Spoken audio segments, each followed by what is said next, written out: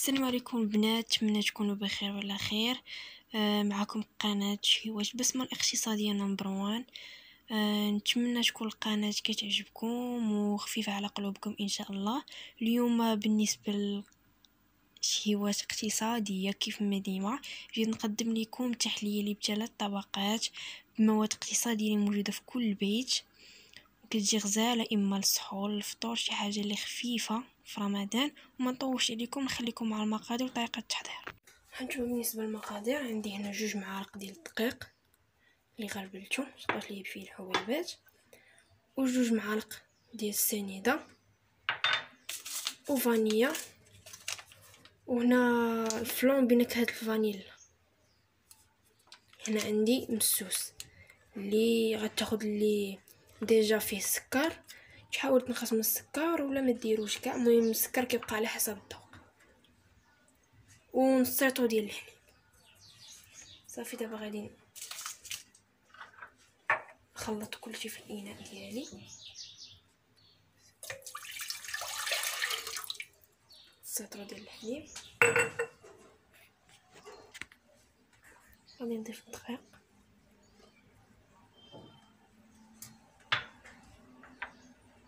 السكر،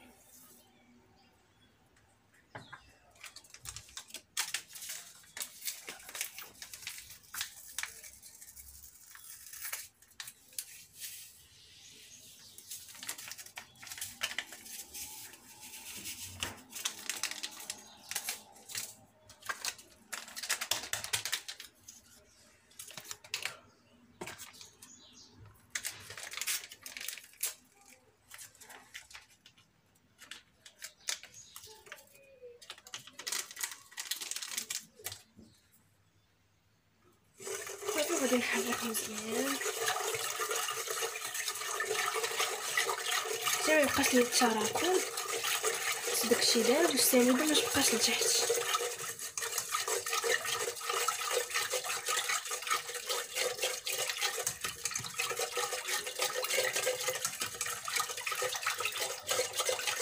وبالنسبه للدقيق حاولوا ما تكثروش منه، يعني انا كندير 2 ديال المعالق كبار وكنغربلهم ديجا، حيت الا كثرنا الدقيق غادي يجينا قوام ثقيل بزاف. حنا بغينا القوام يجينا وافر، يعني يجينا مزيان ما يجيناش ثقيل.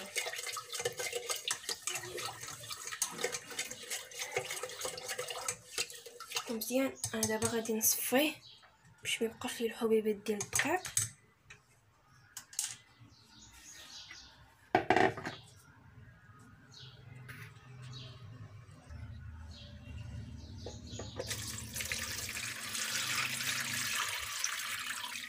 ضروري نصفيوه باش ما يبقاش لينا هاد الحبيبات اللي كتشوفوا هنا، نتفاداوهم من الاحسن. نعاودو ندوزوهم في الصفايه باش شي حاجه ما تضيع.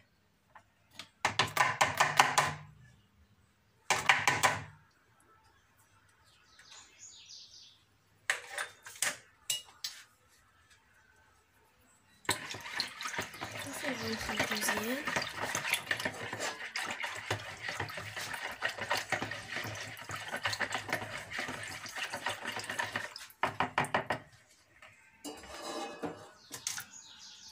صافي غادي نرجع الاناء اللي غادي نطيبها فيه. ملي كما كتلاحظوا كيولي سائل ما فيه لا حبيبات لا والو. صافي دابا غادي نديرو على النار تكون هادئه ونستمر في التحريك. انا شعلت عليه يعني نار هادئه ونستمر في التحريك، يعني نبقاو نحركو باش ما تلتصقش لينا بالاناء.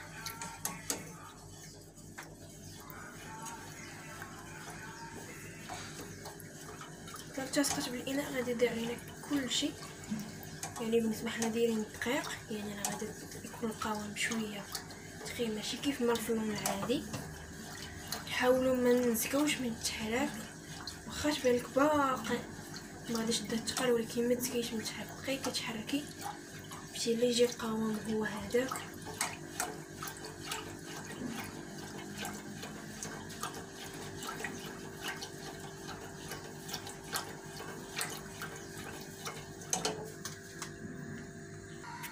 هانتوما كما كتلاحظوا يعني كيبدا يتقال، كنستمر في التحراك، ما تسقيش من التحراك، بقاي كتحركي.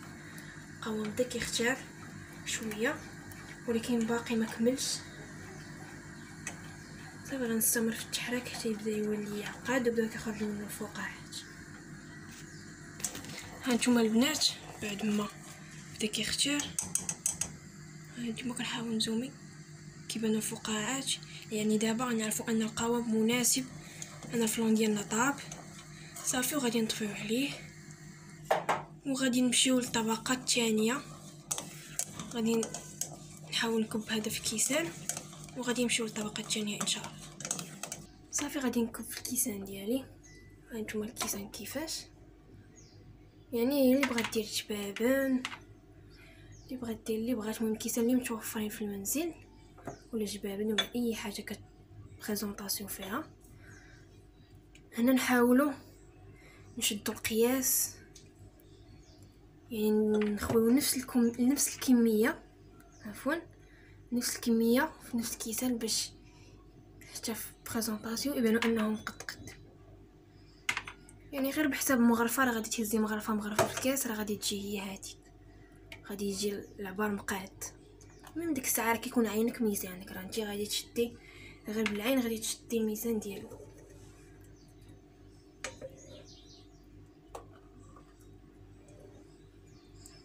هي في هذه المرحله ان فوا يطيب خويه في الكيسان، يعني الا مشيتي خليتيه حتى تقولي لا حتى يبرد ولا شي حاجه، راه غادي يسخلك في طنجره اللي طيبتيه فيها وغادي يجي خاسر بزاف. يعني في هذه المرحله نحاولوا نكونوا سريع باش ان فوا يطيب ان فوا نخويوه في الكيسان، حيت غادي نخليوه يبرد في الكيسان. بما ما وجدنا الطبقه الثانيه غادي ندخلو للثلاجه واحد نص ساعه بحال هكاك، نخليوه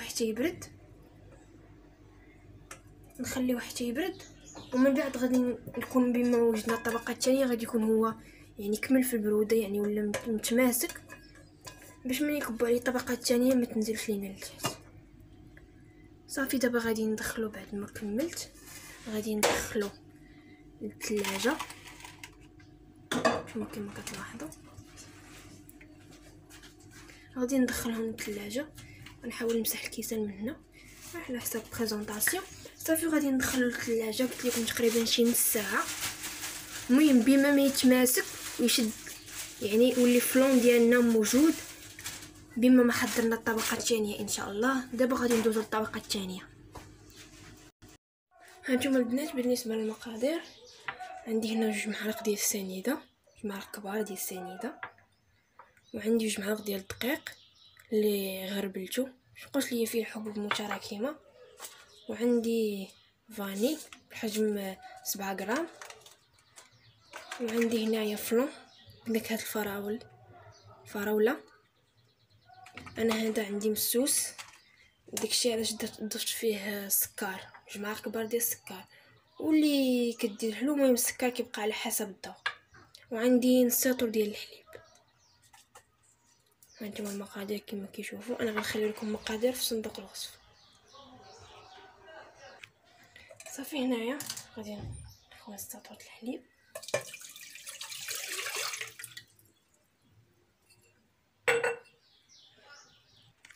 صافي غادي نضيف عليه جميع المكونات ديالي. فانيليا،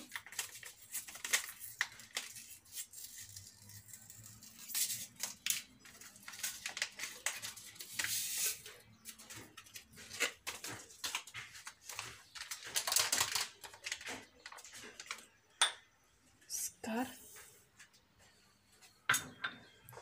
والدقيق. بالنسبه لي غادي تقولي اش كتستعملي الدقيق كيعطيو واحد اللذاذه وكيجي فلون ديالنا عاقد.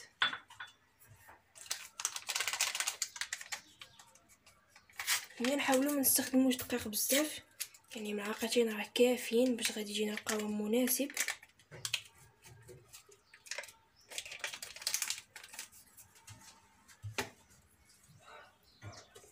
ونخلطو المكونات ديالها مزيان.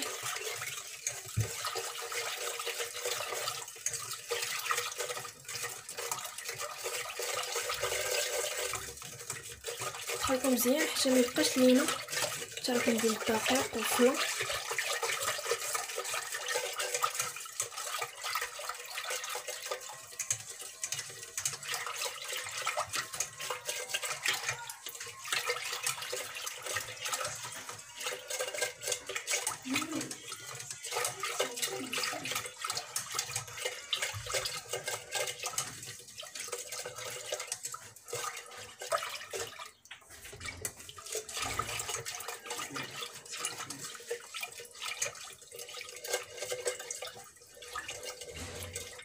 بعد ما خلطنا غادي نصفي باش ما يبقاوش ليا الحبيبات ديال الدقيق. غادي نصفيها في اناء واحد اخر. صافي غادي نصفيه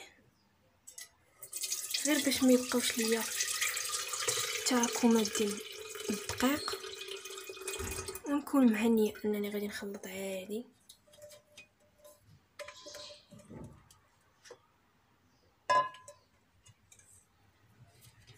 هانتوما كما كتشوفوا كيبقاو الحبيبات. نحاول ندوزو بحال هكا الصفايه باش نتهناو ما يبقاوش عندنا التراكمات ديالو.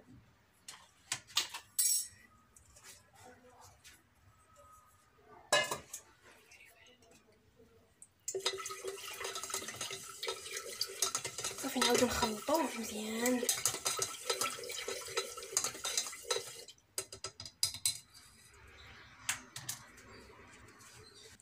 صافي ندير شويه طيب، غادي نشعل عليه النار تكون مهيله.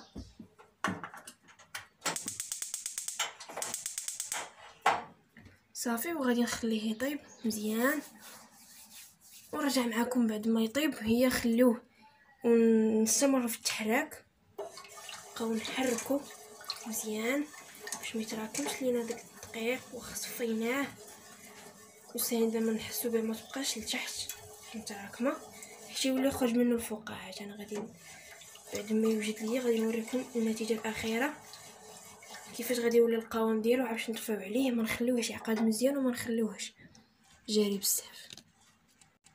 ها هو البنات بعد ما بدا كيتقال يعني مازال غادي نخليه حتى يوليو يخرجوا منه الفقاعات. يعني بالكم الفقاعات بداو غير زكين من التحرك يبداو كيطلعوا الفقاعات. باش غادي المهم دابا راه بدا كيختار. هانتوما كما كتشوفوا القوام ديالو بدا كيتقاد، ولكن مازال ما غاديش نطفي عليه دابا حتى يوليو يبانوا الفقاعات. هانتوما بعد ما بداو الفقاعات يعني دابا القوام مناسب. هانتوما صافي دابا غادي نطفي عليه. يعني غير يبداو في هاد الفقاعات يعني القوام صافي طاب الفلون ديالنا وجد. صافي دابا غادي نطفي عليه. صافي هانتوما بعد ما طابت لينا الطبقه الثانيه، الطبقه الاولى اللي وريتكم خليتها في الثلاجه ماشي بزاف، ما كاملاش نص ساعه يعني تماسكات غير بدات تماسك من الفوق. غادي نضيف عليها الطبقه الثانيه، ولكن غنوريكم الطريقه باش غادي نضيفها. باش حيت الا كانت هذه سخونه وضفتوها ديريكت غادي تحدث لنا واحد الثقب الوسط. صافي غادي تخربقوا لينا اللون، ما غاديش يبقاو طبقات مناسبين مفارقين على بعضياتهم. غنوريكم الطريقه باش غادي نكب باش ما يحدث لينا ثقوب الوسط. غادي نستعمل العاشق، الظهر ديال العاشق،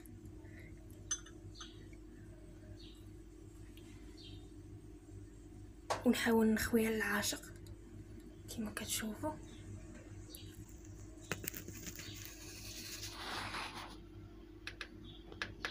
هانتوما كما كتلاحظوا يعني كتبقى الطبقه كما هي. اما الا خويتي ديريكتومون راه غادي تحدث لك واحد الثقب الوسط وغادي يهبط لك الفلون ديال الطبقه الثانيه، غادي يهبط لتحت في الطبقه الاولى.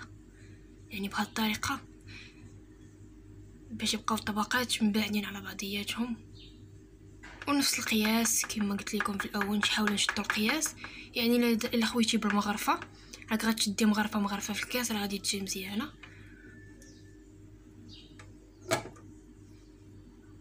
صافي غادي نكمل بهذه الطريقه. نتوما كما كتشوفوا يعني الطبقات كيجيو متساويين.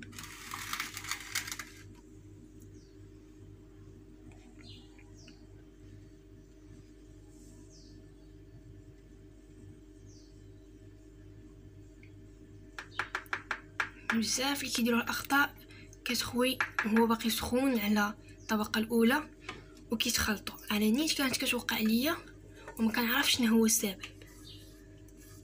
يعني فوا كتكون هذيك سخونه راه بالسيف ما غادي تهبط، كتكون باقه ما برداتش. ولا خليناها بردت ما غاديش تجينا بحال هكا، غادي تجينا عاقد. يعني نحاول نكملو بهذه الطريقه، هاي طريقه اللي زوينه واستعماليه، يعني كلشي يقدر يستعملها. هانتوما البنات رجعت معاكم غير مما مسحت الكيسان حسب الديكوراسيون صافي، وغادي ندخلوه نتوما كما كتشوفوا بديك الطريقه. ما كيتفاوتوش لينا الطبقات، كيجيو مقادين صافي. وغادي ندخلو للثلاجه يبرد ونمشيو نحضروا الطبقه الرئيسيه الثالثه.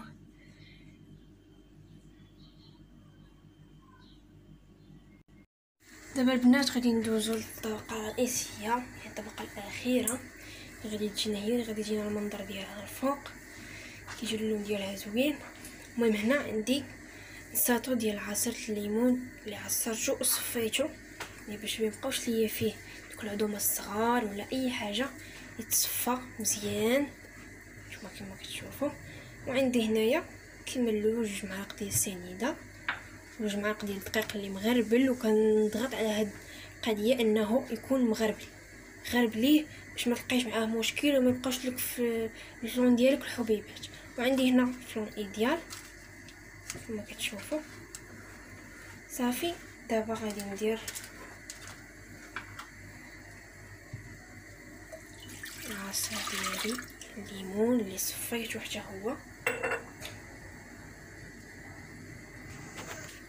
صافي. ونضيف السنيده والدقيق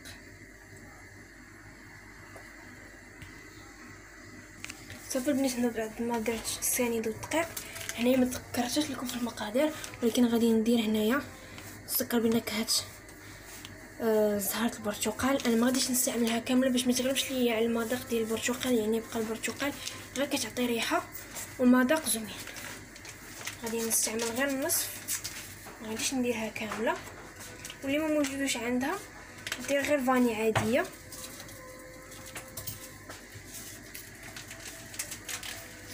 يعني استعملت غير النصف باش ما تغلبش، تخلي حتى الليمون ديالنا يعطي المذاق ديالو صافي. غادي ندير الفلون ديالنا ايديال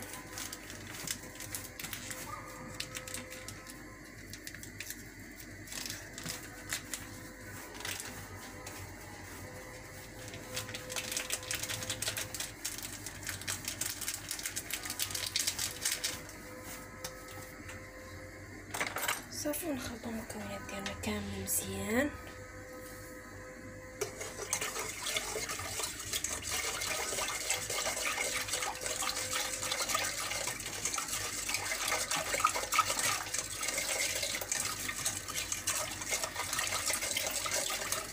نخلطو مزيان حتى يتجانسوا المكونات وما يبقاوش لينا الدقيق والفلون ديالنا متراكمين.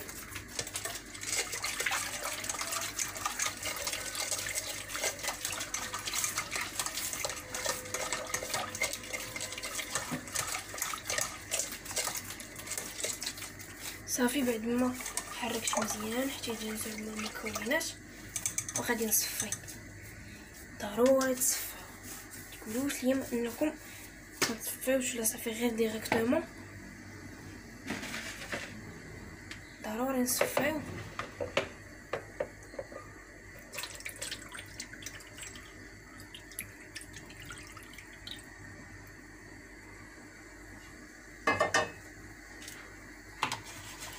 ندوزو داكشي اللي غادي يبقى لينا غير باش نتخلصوا من الحبابات ديال الدقيق،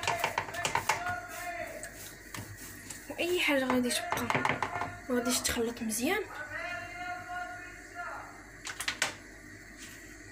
صافي بعد ما رجعتو الاناء ديالي فاش غادي نطيبو نعاود نحرك مزيان باش نشوف واش باقي فيه شي وائد ولا اي حاجه. ما بقاتش يعني تصفى مزيان كيولي سائل ما فيه حتى شي حاجه. دابا غادي نديروه فوق النار.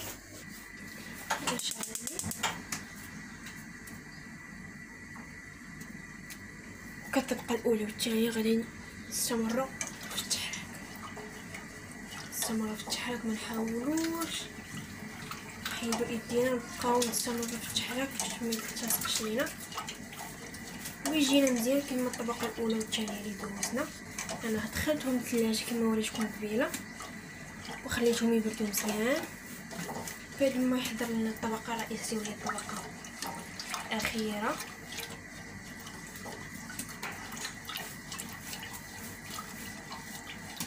من الاحسن تستخدموا فيه نكهه الزهر الفاني بنكهه الزهر، يعني عرفتي الريحه غزاله كتطلع منه، الريحه ديال الليمون الريحه ديال الزهر اللي ما تشوفهاش عندها تستعمل غير فاني عاديه.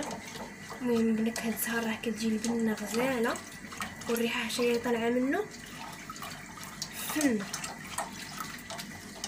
صافي غادي نستمر في التحريك حتى يبدا يعقل ليا شويه.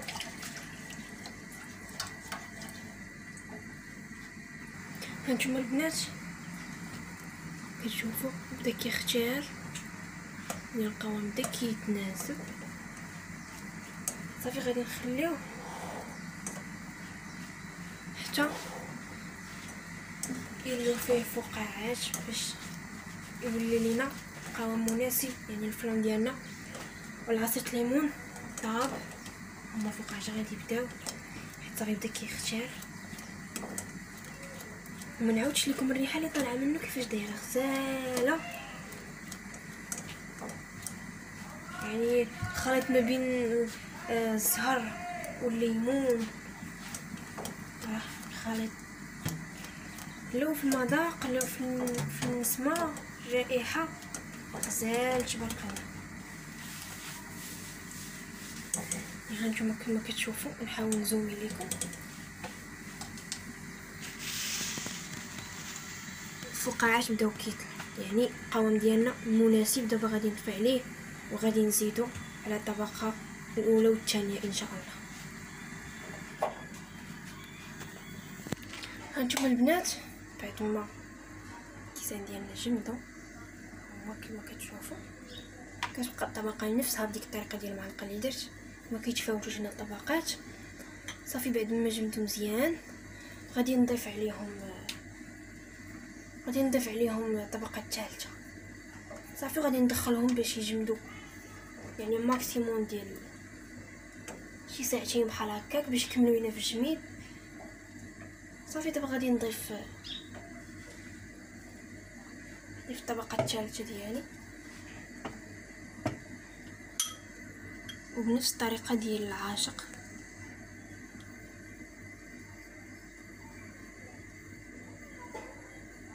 حتى هي سخونه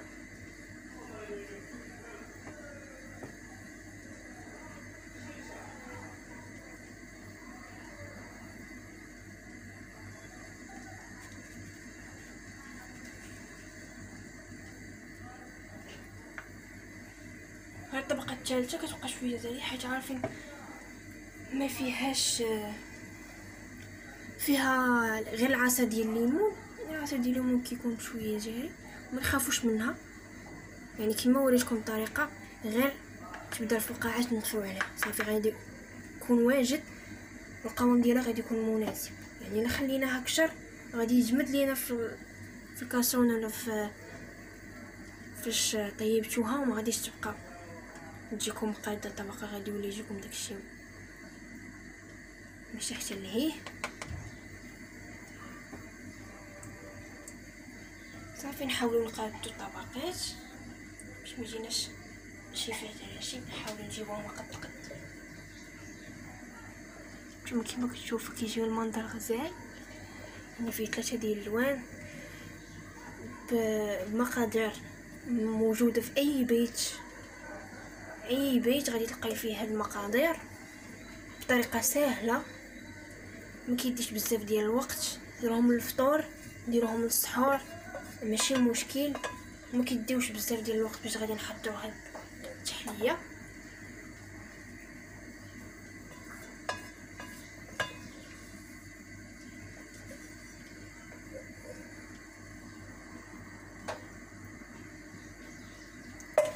صافي دابا كملنا، يعني زوينا الكيسان كاملين مقادين.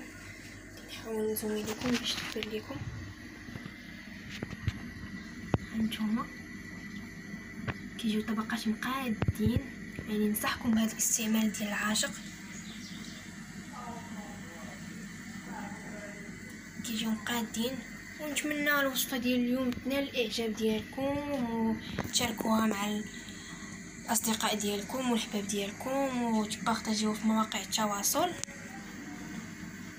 وان شاء الله تجربوها. راها ساهله ما كتكلفش بزاف، يعني راه شي وجبه اقتصاديه، يعني اقتصاديه بمعنى الكلمه. ونخليكم في وصفه قادمه ان شاء الله.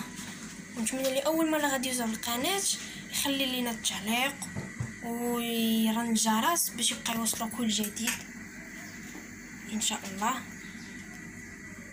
شكرا على المشاهده.